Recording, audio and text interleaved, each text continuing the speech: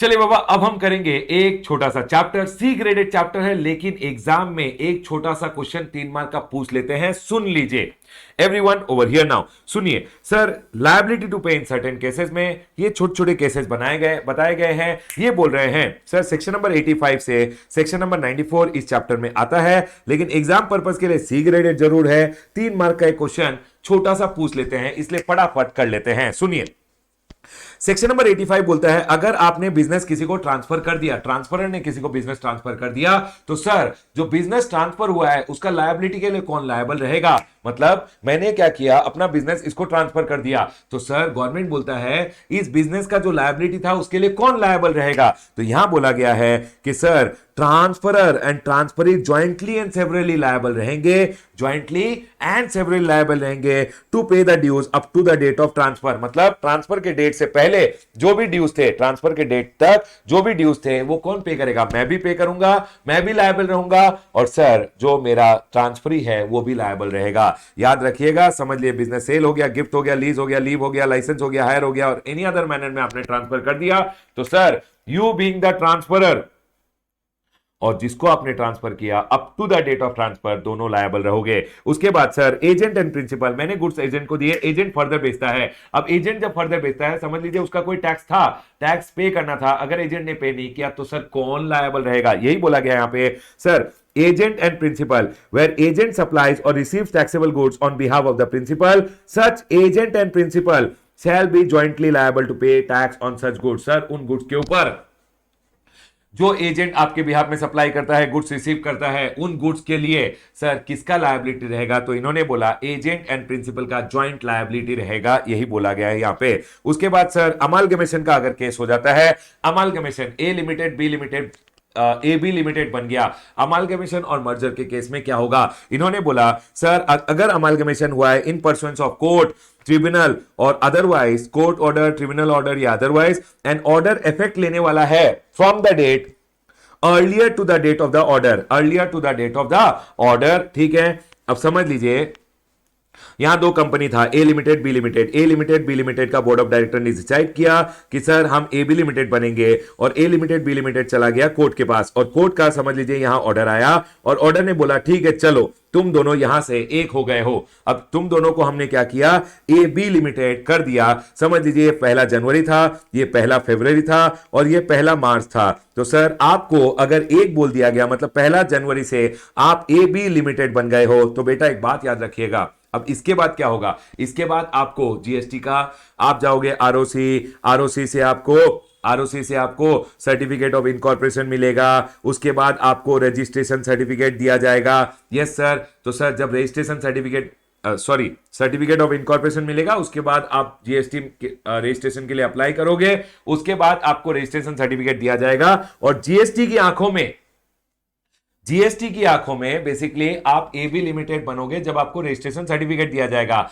अब सुनिए, अब जब आपको रजिस्ट्रेशन सर्टिफिकेट दिया गया तो बेटा अब एक बात मुझे बताइए, ये जो पीरियड था, समझ लीजिए यहां से यहां तक इन्होंने क्या किया, ऑर्डर को इफेक्ट दे दिया, यहां से ऑर्डर को यहां से इफेक्ट दे दिया। तो बेटा मुझे एक बात बताइए, इस दौरान जो भी सप्लाई हुआ ए और बी लिमिटेड के बीच में, जीएसटी की आंखों में जब जीएसटी में रजिस्ट्रेशन दिया गया तब वो दोनों एक बने। उससे पहले तो ए लिमिटेड और बी लिमिटेड का दोनों का रजिस्ट्रेशन अलग था।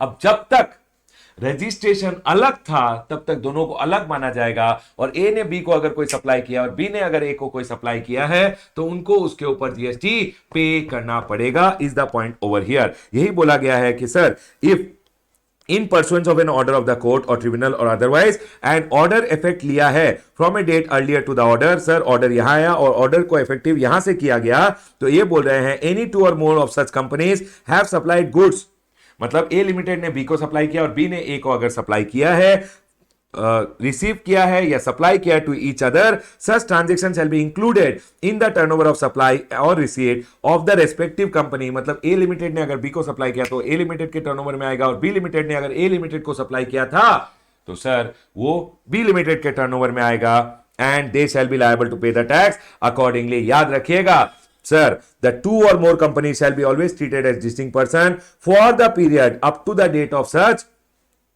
up to the date of said order and registration certificate of the said company shall be cancelled with effect from the date of such order। मतलब सर यहां से क्या किया जाएगा, इन दोनों का ए लिमिटेड और बी लिमिटेड का रजिस्ट्रेशन कैंसिल किया जाएगा, और जब आपको यहां पे रजिस्ट्रेशन सर्टिफिकेट दिया जाएगा तो सर जब आपको यहां पे रजिस्ट्रेशन सर्टिफिकेट दिया गया है तो सर अब आप ए बी लिमिटेड एक कंपनी बन गए हो। ठीक है सर, पॉइंट क्लियर है। चलिए आगे बढ़ते हैं। उसके बाद आता है लिक्विडेशन का बात। सर कंपनी अगर लिक्विडेशन में है तो कौन लायबल होगा? बेटा जो लिक्विडेटर होता है, जो लिक्विडेट करेगा कंपनी को, वो लायबल होता है। यहां पे sir every person who is appointed as the receiver of an asset, basically जो लिक्विडेटर होता है वही लायबल रहेगा। ये बोला गया है जो लिक्विडेटर अपॉइंट होगा वो within 30 days of appointment अपना इंटीमेशन देगा किसको? To the commissioner.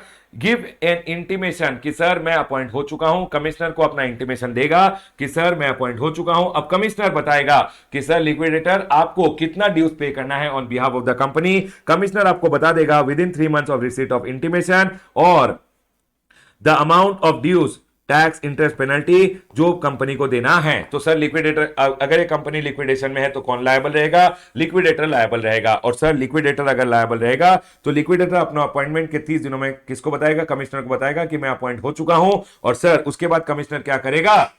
कमिश्नर बता देगा कि सर आपको इतना टैक्स वगैरह पे करना है, आप पे कर दीजिएगा। सर अगर प्राइवेट कंपनी है तो याद रखिएगा ड्यूज अगर रिकवर नहीं हुए कंपनी से तो बेटा उसका जो डायरेक्टर्स होता है, डायरेक्टर्स को जॉइंटली एंड सेवरली लायबल किया जाएगा। ठीक है सर। उसके बाद सर अगर एक प्राइवेट कंपनी है तो प्राइवेट कंपनी के केस में कौन लायबल रहेगा? बाबा प्राइवेट कंपनी का केस में तो उसके पीछे छुपे होते हैं सर उनके डायरेक्टर्स। तो ये बोल रहे हैं if dues from a private company अगर रिकवर नहीं हुए तो कौन लायबल रहेगा? इन्होंने बोला every person who was a director during such period shall be jointly and severally liable unless, sir क्या बोल रहे हैं यहां पे? Every person who was a director liable रहेगा। लेकिन सर अगर डायरेक्टर प्रूव कर देता है कि सर नॉन रिकवरी, जो कंपनी से पैसा रिकवर नहीं हुआ है आपका, वो सर मेरी गलती नहीं है sir, that cannot be attributed to any gross negligence, misfeasance और breach of duty on his part in relation to the affairs of the company. अगर मैं प्रूव कर देता हूं कि मेरी गलती नहीं थी तो सर मुझसे रिकवरी नहीं किया जाएगा, बाकी सारे डायरेक्टर से रिकवरी किया जाएगा। सर अगर एक प्राइवेट कंपनी पब्लिक कंपनी बन गई तो सर उस केस में तो डायरेक्टर्स लायबल नहीं होंगे। ठीक है। उसके बाद सर पब्लिक कंपनी बन गया, पब्लिक कंपनी के केस में लिक्विडेटर अपॉइंट होगा और लिक्विडेटर लायबल रहेगा। ठीक है।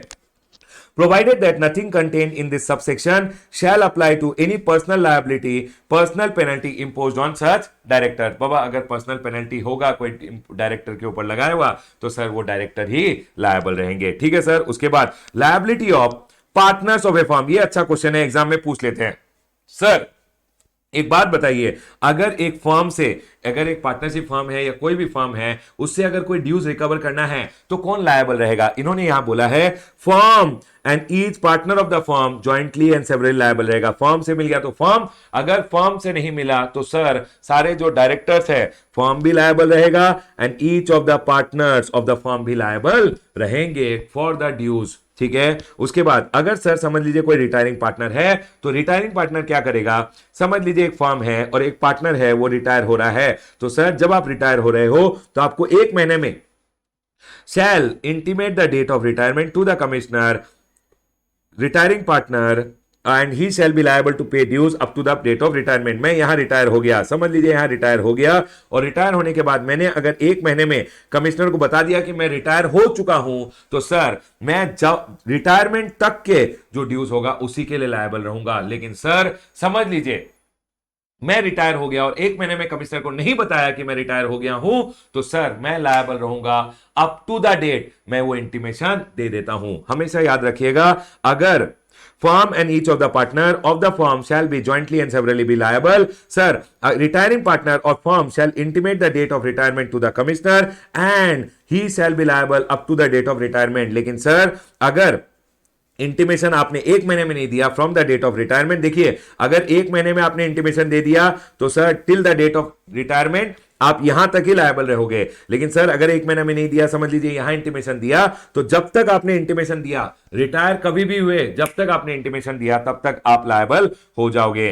Sir if no intimation is given within 1 month from the date of retirement, the liability of such partner shall continue till the date of such intimation. उसके बाद sir liability of guardian और trustees वगैरह, अगर समझ लीजिए कोई person है उसके लिए गार्जियन को अपॉइंट कर दिया गया है या कोई ट्रस्टी को अपॉइंट कर दिया गया है, तो बेटा हमेशा याद रखिएगा liability with respect to tax interest penalty business. समझ लीजिए कोई यहां माइनर था, माइनर के लिए कोई गार्जियन को अपॉइंट किया गया है, या सर समझ लीजिए कोई इनकैपेसिटेट पर्सन था जो जिसका वो फुल कैपेसिटी में काम नहीं कर पा रहा है, तो उसके लिए बेसिकली ट्रस्टीज वगैरह को अपॉइंट कर दिया जाता है। अब सर ये जो माइनर है इसका अगर कोई बिजनेस है जिसको ये गार्जियन टेक कैरी आउट कर रहा है, तो बेटा कौन लायबल होगा? यही बोला गया है liability with respect to tax interest penalty of business carried on by guardian, trustees or agent on behalf of or for the benefit of minor or other incapacitated person। मतलब ये जो गार्जियन या trustee है, ये जो minor या incapacitate person है जो अपने फुल कैपेसिटी में काम नहीं कर पा रहा, उनके बिहाफ में बिजनेस अगर कैरी आउट कर रहे हैं, तो ये बोल रहे हैं यहां पे कि sir dues shall be recovered from such guardian, trustee और agent as it would have been recovered from such minor और अदर इनकैपेसिटेट पर्सन। मतलब सर अगर बिजनेस गार्जियन या ट्रस्टी कैरी आउट कर रहा है माइनर के बिहाफ में, तो सर क्या होगा? अगर कोई टैक्स ड्यूज वगैरह है तो किससे रिकवर किया जाएगा? गार्जियन, ट्रस्टी या जो भी एजेंट है उससे रिकवर किया जाएगा, as if sir recover as if as it would have been recovered from such minor and such other incapacitated person। अगर वो माइनर मेजर होता या कैपेसिटेट पर्सन होता एंड वो बिजनेस कैरी आउट कर रहा होता, तो उससे जैसे ड्यूज रिकवर किया जाता वैसे ही गार्जियन, ट्रस्टी और एजेंट से ड्यूज रिकवर किए जाएंगे। ठीक है सर। उसके बाद कभी कभी क्या होता है, ये जो माइनर होता है इनके लिए क्या होता है, कोर्ट ऑफ वार्ड अपॉइंट कर दिया जाता है। सर कोर्ट ऑफ वार्ड होता है, एक बॉडी होता है जो बेसिकली इनके प्रॉपर्टी का ध्यान रखेगा। कोर्ट ऑफ वार्ड ट्रस्टी अगर अपॉइंट कर दिया है कोर्ट ने, तो sir where the estate of a taxable person owning a business, taxable person का जो estate है sir, estate of a taxable person owning a business, sir मेरे estate के अंदर एक business है, ठीक है, मेरे प्रॉपर्टी में बेसिकली एक business भी आता है, is in respect of which dues become payable is under the control of court of what, जिसको कोर्ट ने अपॉइंट किया है या trustee appointed by the court order, then sir dues shall be recoverable from such court of ward or administrator general or official trustee in the like manner and to the extent it would have been determined and be recoverable from such taxable person as if he was conducting the business। तो समझ लीजिए एक taxable person है, उसका जो property है, estate है, वो कोर्ट ऑफ वार्ड के अंदर चला गया है या ट्रस्टीज के अंदर आ गया है जो बेसिकली कोर्ट ने अपॉइंट किया है। अब सर वो जो मेरा एस्टेट था, वो एस्टेट के अंदर एक बिजनेस था, वो बिजनेस रिलेटेड अगर कोई ड्यूज होगा तो कौन लायबल रहेगा?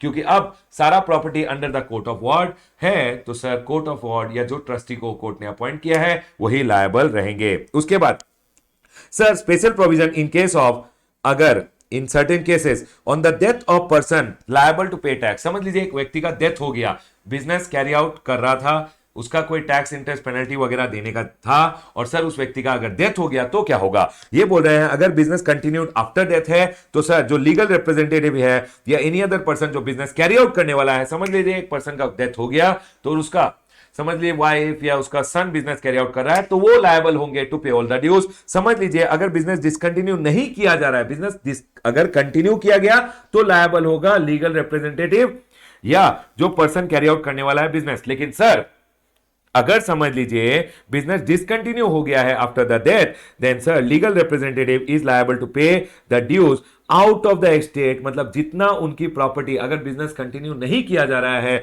तो सर जितना उसके प्रॉपर्टी से to the extent estate of the deceased is capable, मतलब प्रॉपर्टी बेच के जितना पैसा रिकवर किया जा सकता है वो रिकवर किया जाएगा। ठीक है सर। अगर सर पार्टीशन हो गया एचयूएफ का या एसोसिएशन ऑफ पर्सन का, तो सर एचयूएफ का अगर कोई ड्यूज था कौन पे करेगा? तो इन्होंने बोला एवरी मेंबर और group of member shall jointly and severally be liable to pay the dues up to the time of partition. Partition तक जो भी ड्यूज था वो सारा पे करने के लिए कौन लायबल रहेगा? सर ईच मेंबर, सर कर्ता के साथ जो को पार्टनर्स है सारे लायबल रहेंगे। उसके बाद सर अगर फर्म डिसॉल्व हो गया तो बेटा फर्म डिसॉल्व हो गया और फर्म का अगर कोई लायबिलिटी है तो फर्म तो गया, पार्टनर्स लायबल रहेंगे जॉइंटली एंड सेवरली भी लायबल। डिसोल्यूशन तक जो भी ड्यूज था, फर्म तो गया, फर्म तो डिसॉल्व हो गया, तो सारे पार्टनर्स लायबल रहेंगे। उसके बाद सर ये जो गार्जियनशिप या ट्रस्ट गार्जियनशिप होता है, गार्जियनशिप और ट्रस्ट अगर खत्म हो गया, समझ लीजिए मेजर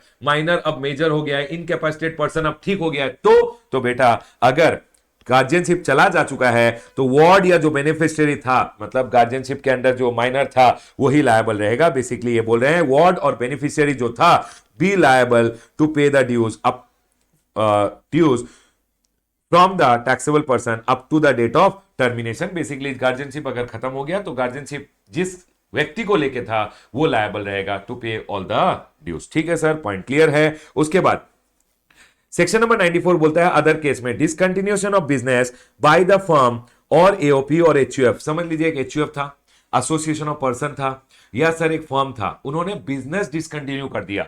सर फर्म अभी भी है, एचयूएफ अभी भी है, एओपी अभी भी है, लेकिन सर बिजनेस डिसकंटिन्यू कर दिया। देखिए यहां पे डिसकंटिन्यूएशन ऑफ बिजनेस है, ठीक है, तो ये बोल रहे हैं पार्टनर्स और मेंबर्स ऑफ एसोसिएशन और family shall not withstanding such discontinuation. Sir ऐसा माना जाएगा कि डिसकंटिन्यूएशन हुआ ही नहीं है अगर समझ लीजिए कोई बिजनेस था जो एक फर्म एचयूएफ एओपी चलाता था और अब बिजनेस डिसकंटिन्यू कर दिया गया है और बिजनेस का अगर कोई ड्यूज है तो कौन पे करेगा। ये बोल रहे हैं पार्टनर्स और मेंबर्स जो होते हैं वो ज्वाइंटली एंड सेवरली लायबल होंगे। ऐसा नहीं, ऐसा मान लिया जाएगा कि सर बिजनेस ठीक है डिसकंटिन्यूएशन गया बाहर में, लेकिन सर वो बिजनेस का जो लायबिलिटी है कोई तो पे करेगा। बिजनेस डिसकंटिन्यू कर दिया तो क्या हो गया, सर बिजनेस का लायबिलिटी तो पे करना पड़ेगा।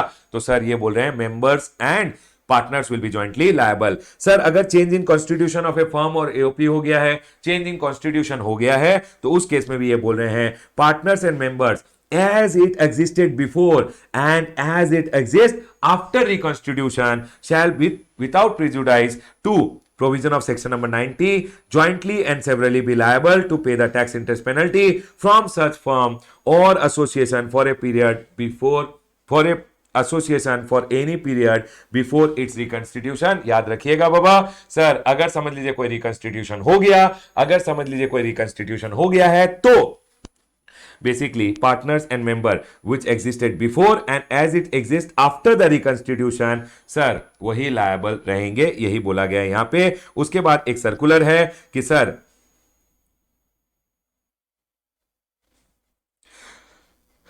तो सर एक बात बताइए मुझे, समझ लीजिए रिकंस्टिट्यूशन यहां पे हुआ, रिकंस्टिट्यूशन यहां पे हुआ, उसका पहले का कोई टैक्स इंटरेस्ट पेनल्टी ड्यूज है तो कौन लायबल होगा। रिकंस्टिट्यूशन से पहले जो मेंबर्स थे और बाद में जो मेंबर्स हैं सर वही जॉइंटली एंड सेवरली लायबल रहेंगे, ऐसा इस बोला गया है इस पॉइंट में। ठीक है सर, ट्रांसफर और succession successor shall be liable to pay the tax, interest and penalty dues from the transferor in case of transfer of business due to the death of the sole proprietor। बस इतना ही बोला है sir. समझ लीजिए एक sole proprietor का death हो गया और सर बिजनेस टेक ओवर कर लिया समझ लीजिए उसके सन ने, तो कौन लायबल रहेगा, सन लायबल रहेगा। बस इतना ही बोला है, जिसको बिजनेस ट्रांसफर हो गया या जो सक्सेसर है जो बिजनेस कैरी आउट कर रहा है वही लायबल रहेगा। सर एक बात मुझे बताइए, अगर बिजनेस कैरी आउट नहीं किया गया तो बेटा याद रखना, अगर बिजनेस कैरी आउट किया गया तो ये पॉइंट लगता है, अगर बिजनेस कैरी आउट नहीं किया गया तो सर जिसका डेथ हुआ है उसके प्रॉपर्टी से जितना पे किया जा सकता है वही पे करना पड़ेगा। डन सर, पॉइंट क्लियर है। ये एक टोटल बकवास सा चैप्टर है, सी ग्रेडेड चैप्टर है, लेकिन बेटा फिर भी आजकल मैं देख रहा हूं एग्जाम में एमालगमेशन ध्यान रखिएगा, लिक्विडेशन ध्यान रखिएगा, पार्टनर्स ध्यान रखिएगा। ठीक है, एक क्वेश्चन पूछ लेते हैं बेटा कहीं से भी, बस इसको रिवीजन अच्छे से करके जाइएगा, क्योंकि अगर छोड़ के जाओगे 3 मार्क एग्जाम में चले जाएंगे। मैंने आपको रिवीजन इसीलिए करा दिया ताकि एग्जाम में ध्यान रहे। राइट एवरीवन, चलिए क्लोज करता हूं अपना डिस्कशन ऑन लायबिलिटी टू पे इन सर्टेन केसेस।